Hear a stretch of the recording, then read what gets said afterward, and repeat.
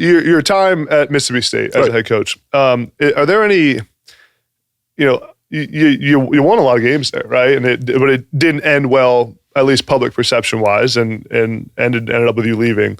Is there anything you've kind of reflected on from that time as a lesson you've learned, or anything you kind of feel like you've grown from that? Yeah, there's a ton I've reflected from, because and it's ironic, but accurate that you use the word perception. Yeah. Right? Because, I took over a job where the prior head coach had averaged 7 wins a season for 9 years. It left for a lateral job in the same conference. Yeah.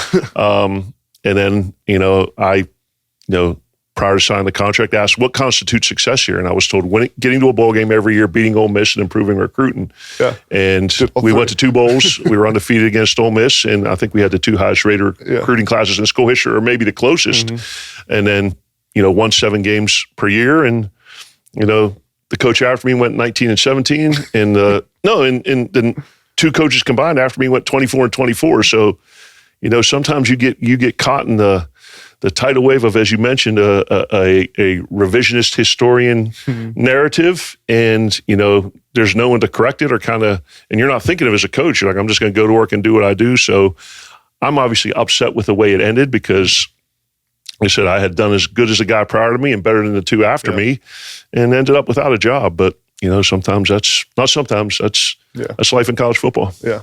Was being a head coach in the SEC what you expected when you walked in there? It was frigging awesome. They say it just means more. It just means more. And that is not a joke. So to have the opportunity to coach against, legends like, Nick Saban and Ed O in that 2019 run, and, beating Auburn when they were a top 10 team, beating Texas A&M, and, the rivalry against Ole Miss. But, very few people in this profession are fortunate enough to be a head coach, even less to be a head coach in the SEC. So, there's certainly things I look back and, quite frankly, piss me off. Yeah. But at the end of the day, I look back and you left the SEC with a winning record, undefeated against your rival, and it's nothing that I'm ever going to hang my head about.